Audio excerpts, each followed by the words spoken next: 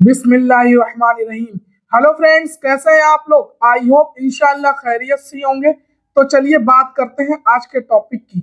आज की जो मेरी तकरीर है या स्पीच है वो अरावली पर्वत के बारे में, मैं थोड़ा सा इसके बारे में जिक्र करूंगा और साथ ही साथ मैं एक जियोग्राफी का टॉपिक जो कि चट्टानों से रिलेटेड है, पहाड़ों से, चट्टानों से, उसके बारे में, रॉक से रिलेटेड, उसके बारे में बताऊंगा।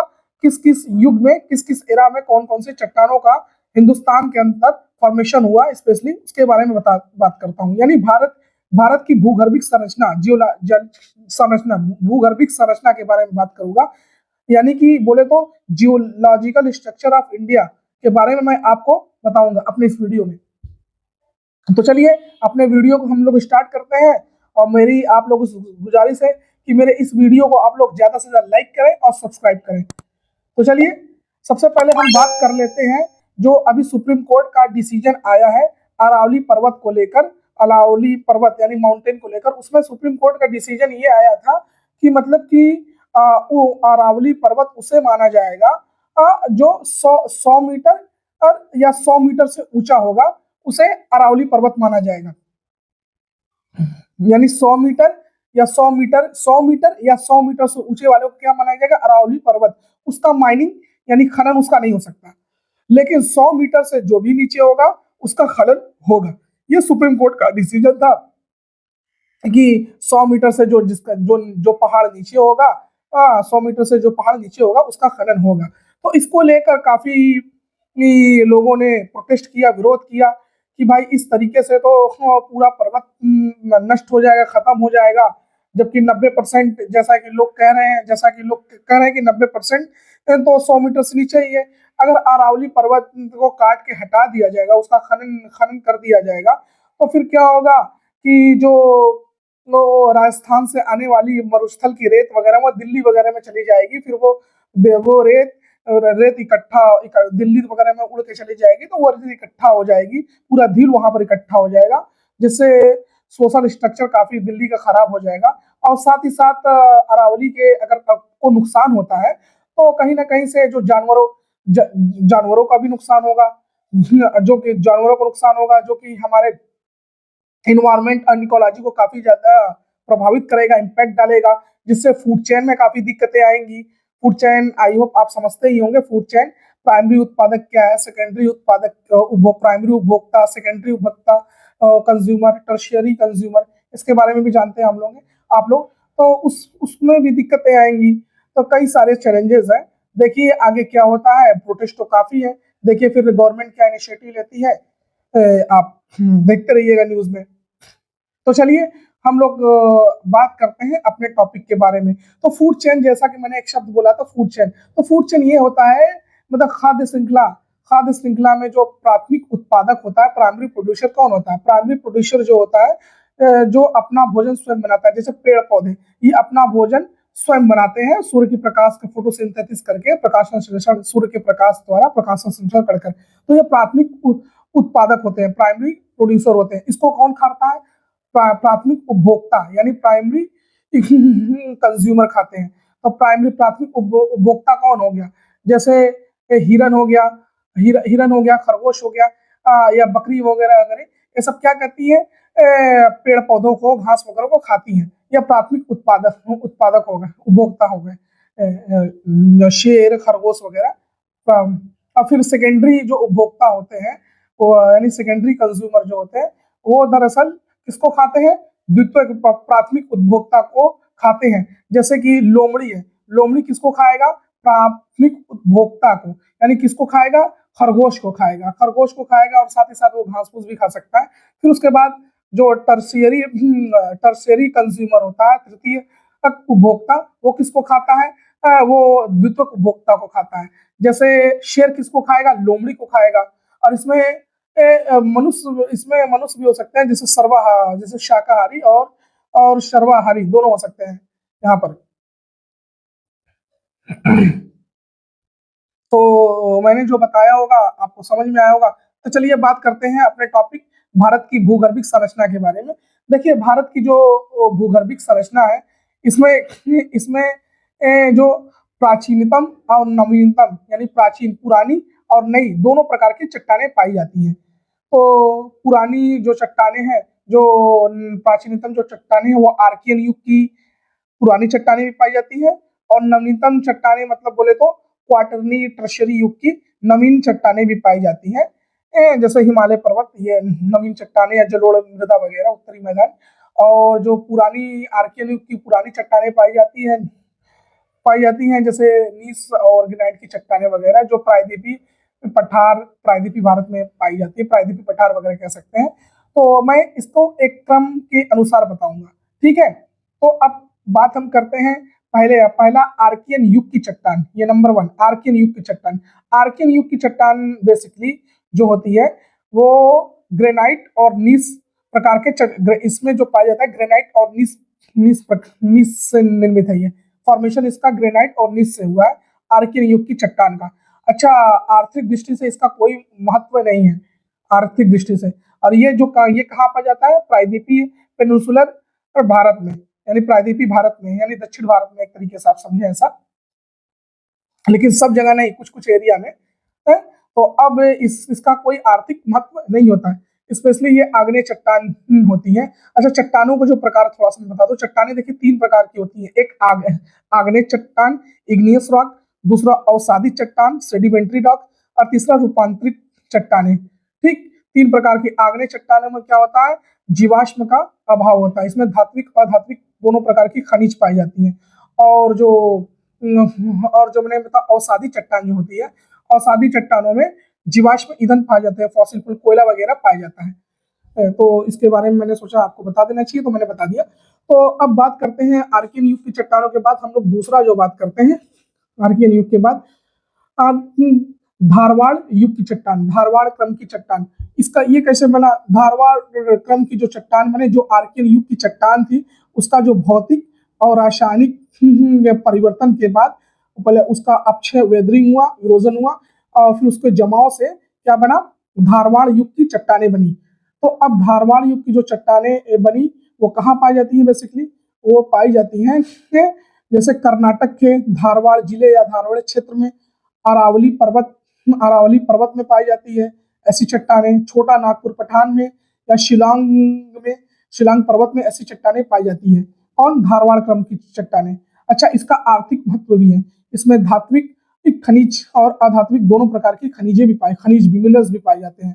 जैसे धात्विक खनिज में आप ले सकते हैं जैसे लोहा, सोना, सीसा, तांबा, मैग्नीज, अभ्रक, कोबाल्ट, क्रोमियम, टंगस्टन वगैरह, ये सब पाई जाती है इसमें।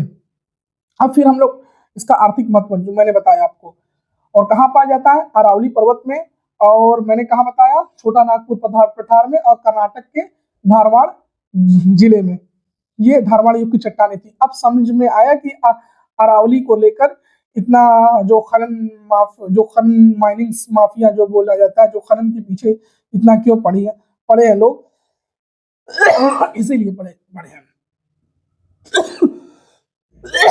सॉरी। अब हम लोग तीसरे क्रम की चट्टान के बारे में बात करते हैं। मैंने बताया पहला आर्कियन, दूसरा धारवाड़ युग की चट्टानें, फिर अब कुडप्पा युग की चट्टान के बारे में मैं बात करूंगा। देखिए, कुडप्पा युग की चट्टानों भी बेसिकली कहाँ पाई जाती है?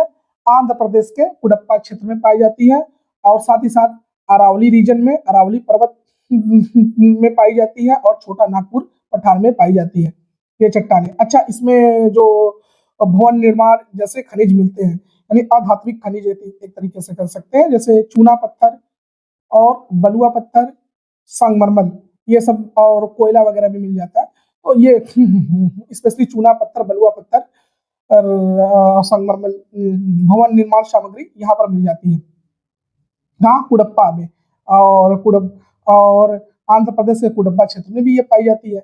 अब हम लोग चौथे क्रम युग की चट्टान, यानी चौथे क्रम की चट्टान के बारे में बात करते हैं। वो है चौथे क्रम की चट्टान, मैंने पहले क्या बताया? आर्कियन, धारवाड़, कुडप्पा के बाद चौथे क्रम की जो चट्टान है वो विंध्यन क्रम की युग की चट्टान है। विंध्यन क्रम की चट्टान में विंध्यन क्रम की चट्टान ये कहाँ है? गुजरात से शुरू होती है, गुजरात के बाद कहाँ जाती है? गुजरात के बाद मध्य प्रदेश के बाद छत्तीसगढ़, फिर उत्तर प्रदेश और बिहार, जो उत्तर प्रदेश और बिहार, तो बिहार में जो कैमूर जो उसका पूर्वी भाग है, वे विंध्य श्रेणी का ही कैमूर पर्वत है। और उत्तर प्रदेश के आप वाराणसी वगैरह के मिर्जापुर में देखेंगे, मिर्जापुर जिले में जो है पहाड़, यही विंध्य श्रेणी की चट्टान है। तो विंध्य श्रेणी इसमें क्या पाया जाता है, इसमें भी भवन निर्माण सामग्री जैसे पाई जाती है, जैसे चूना पत्थर, लाल बलुआ पत्थर, संगमरमर, कोयला वगैरह भी पाया जाता है यहाँ पर। तो आप देखेंगे कि वाराणसी के जो मिर्जापुर का क्षेत्र है, मिर्जापुर क्षेत्र, वहां पर भी काफी ज्यादा खनन होता है। खनन के लिए बहुत से लोग वहां वहां पर जाते हैं, कुछ अधिकारी वगैरह जाते हैं, या मतलब जो खनन खनन वाले लोग हैं, ऐसे लोग वहां पर जाते हैं, खनन के लिए जाते हैं, क्योंकि बहुत कमाई होती है। समझ रहे हैं बात आप? तो और फिर अब जो नर्मदा नदी जो है, नर्मदा नदी भी इसी नर्मदा नदी जो है मध्य प्रदेश से निकलती है, और विंध्य श्रेणी और सतपूर्णा श्रेणी है पर्वत, उसी के बीच से निकलती है ये नर्मदा नदी, और नर्मदा और ताप्ती नदी। हाँ, हाँ, तो आप उस वाले एरिया में भी जाएंगे तो लाल बलुआ पत्थर, चूना पत्थर वगैरह काफी मिलते हैं मध्य प्रदेश साइड वगैरह में। तो अब हम लोग बात कर लेते हैं चौथे के बाद गोंडवाना युग की चट्टान के बारे में। 5वां नंबर का है ये गोंडवाना युग की चट्टान। अच्छा, इसमें ये जीवाश्म रहित है, यानी इसमें जीवाश्म ईंधन फॉसिल फ्यूल पाया जाता है। जैसे कोयला कोयला यहाँ पर प्रचुर मात्रा में, कोयला की तरीके से भंडार यहाँ पर, जैसे दामोदर नदी की घाटी और दामोदर नदी बेसिन कह सकते हैं। उसके बाद गोदावरी नदी बेसिन का क्षेत्र ये है। नर्मदा ताप्ती का क्षेत्र है, जिसे हमने बताया आपको, नर्मदा ताप्ती बेसिन का क्षेत्र है। महानदी का क्षेत्र है। तो इन सब रीजन में क्या एक तरीके से आप ले सकते हैं, छोटा नागपुर पठार कहाँ है, जैसे झारखंड पठार झारखंड में है, छत्तीसगढ़ में है, ज्यादातर झारखंड में है, तो वो वाला रीजन ले लीजिए। और महानदी जो कि छत्तीसगढ़ और उड़ीसा, वो पूरा बेल्ट पकड़ लीजिए, बेल्ट पकड़ लीजिए। और मैंने बताया छोटा नागपुर पठार से एक कौन नाम, दामोदर नदी बेसिन का जो पार्ट है, कहाँ, तो ये कहाँ है, झारखंड में स्पेशली। तो वो पूरा बेल्ट है, कोयले का सर्वाधिक भंडार वहां पर पाया जाता है। इसी वजह से आप लोग ज्यादातर स्टील्स वगैरह की फैक्ट्री या टाटा स्टील्स वगैरह की फैक्ट्री उधर रीजन में मिलेगी आपको। क्यों? क्योंकि वहां पर कोयला प्रचुर मात्रा में पाया जाता है, स्टील्स वगैरह, जिससे ट्रांसपोर्टेशन का जो खर्चा है वो बचता है। इसी वजह से बहुत सी फैक्ट्री वहां पर स्टेब्लिश है, ताकि ट्रांसपोर्टेशन खर्चा बचे। ट्रांसपोर्टेशन खर्चा का मतलब वहीं पे पास में कोयला मिल गया, पास में स्टील वगैरह मिल गया, तो बड़े आराम से मतलब कि कोयला एक जगह से खनन होकर ट्रक गया, फिर दूसरे जगह से आराम से पास में ही स्टील वगैरह, रॉड है, लोहा वगैरह बड़े आराम से लिया, उसका मैन्युफैक्चरिंग के पंखा वगैरह, भवन जैसे छड़ वगैरह बना दिया, ताकि ट्रांसपोर्टेशन खर्चा बचे। अब मैं बात करूंगा आप लोगों के सामने, 5वां मैंने बता दिया, 6वां यानी मैंने आपको गोंडवाना युग की चट्टानों के बारे में बताया था ना। अब 6वां हम आपको बताएंगे दक्कन क्रम के युग की दक्कन ट्रैप, यानी दक्कन युग की चट्टानों के बारे में। ये देखिए पाया जाता है बेसिकली कि महाराष्ट्र के दक्कन ट्रैप वाले एरिया में ये पाया जाता है। ये बेसिकली बेसाल्ट और डोलोमाइट चट्टान होता है। अच्छा, इसके विखंडन से काली मिट्टी का निर्माण होता है। इसके विखंडन से, इसके टूटने से काली मिट्टी का निर्माण होता है। तो अब हम लोग बात करते हैं टर्शियरी युग की चट्टानें। देखिए, टर्शियरी युग की जो चट्टानें हैं वो कहाँ पाई जाती हैं? टर्शियरी युग की चट्टानें बेसिकली जम्मू कश्मीर का एरिया ले लीजिए आप, यानी जम्मू कश्मीर वाला एरिया ले लीजिए, नॉर्थ ईस्ट वाला एरिया ले लीजिए, असम, अरुणाचल प्रदेश, असम वगैरह एरिया ले लीजिए, वहां पर टर्शियरी युग की चट्टानें पाई जाती है। जैसे हिमालय पर्वत आप ले लीजिए, हिमालय पर्वत कहाँ है? आप देख सकते हैं जम्मू कश्मीर है हुआ, पूरा इधर नेपाल वगैरह साइड में, सिक्किम, अरुणाचल प्रदेश ना, हाँ, सब भारत की सबसे ऊंची चोटी कंचनजंगा भी वहीं पर है, सिक्किम में, जिसकी हाइट करीब 8,500 मीटर के आसपास है ना। और उसके बाद सबसे बड़ी चोटी जो है वो कौन सी है? माउंट एवरेस्ट है, वो 8,850 मीटर के आसपास है। वो सबसे ऊंची चोटी भारत वो कहाँ पर? भारत की तरफ, पूरी दुनिया की सबसे बड़ी ऊंची चोटी शायद वही है, माउंट एवरेस्ट ही है, माउंट एवरेस्ट ही है। तो वो कहाँ पर है? नेपाल और चीन के बॉर्डर पर है। और उसके बाद एक ले लीजिए आप जम्मू कश्मीर, जो जम्मू कश्मीर के ऊपर वाला, वो बेसिकली गिलगिट बाल्टिस्तान जो पाकिस्तान में आता है, पीओके में, वहाँ पे K2 गाडविन ऑस्टिन ऑस्टिन वाला, यानी चीन और नेपाल में वो पर्वत पड़ता है, उसका हिमालय पर्वत K2 गाडविन ऑस्टिन, उसकी जो ऊंचाई है 8,600 मीटर के आसपास है ना।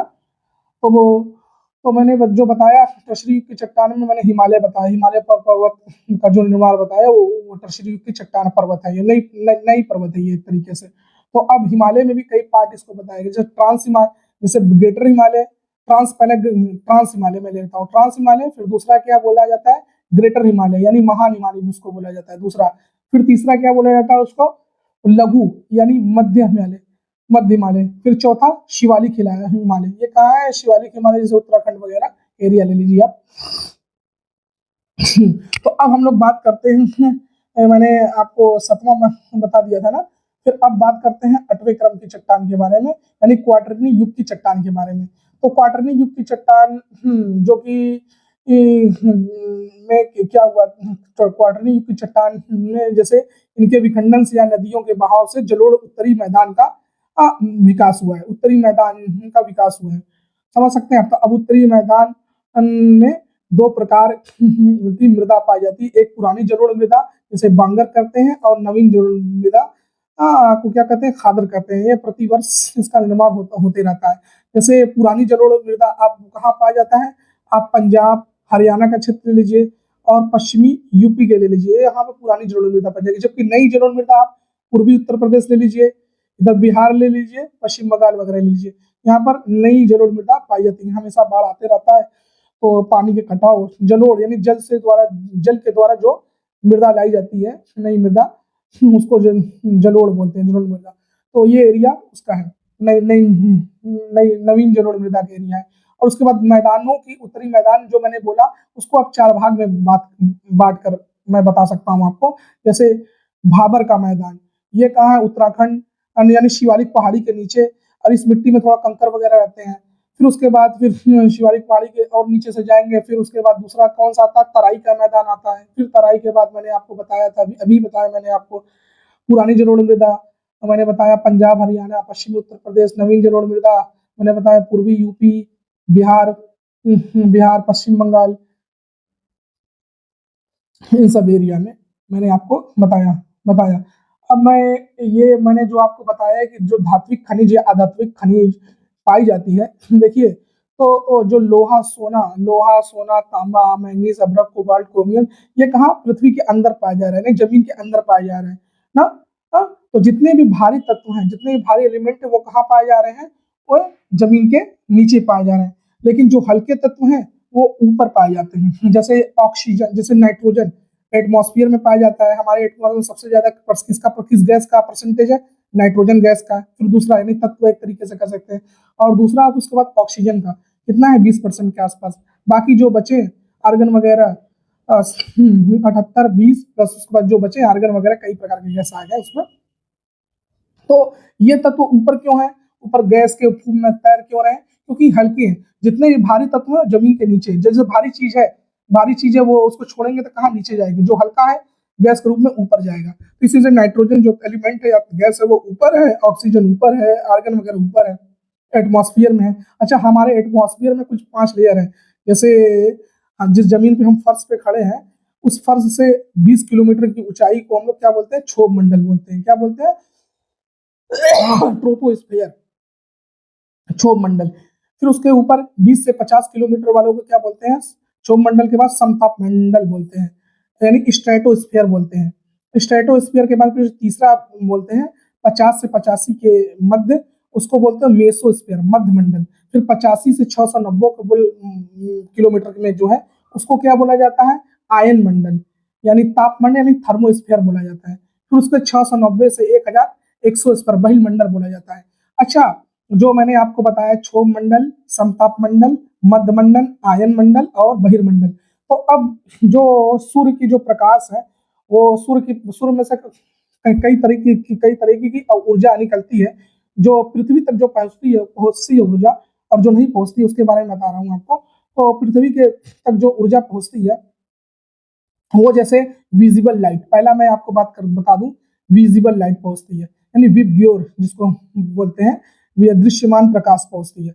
विबग्योर मानी वी का मतलब वायलेट यानी जामुनी बोलते हैं। आई का मतलब इंडिगो, बी का मतलब ब्लू, विबग्योर, जी का मतलब ग्रीन, वाई का मतलब येलो, ओ का मतलब ऑरेंज, विबग्योर, आर का मतलब रेड। ये 7 प्रकार की जो किरणें हैं वो पृथ्वी तक पहुंचती है और इसी प्रकाश को के माध्यम से हम किसी वस्तु को देख सकते हैं। इसी इसको से दृश्य में विजुअल लाइट्स बोलते हैं। और फिर जो दूसरा जो आता है उसको बोलते हैं हम लोग अवरक्त किरणें यानी इंफ्रारेड रेस। ये क्या करती हैं, पृथ्वी को वो ऊष्मा देती हैं, ताप देती हैं, जैसे हमारे शरीर को धूप लग रहा है, गर्मी पैदा करता है, ये अवरक्त किरणें। फिर तीसरा, दूसरा मैंने था, फिर तीसरा जो अल्ट्रावायलेट रेस।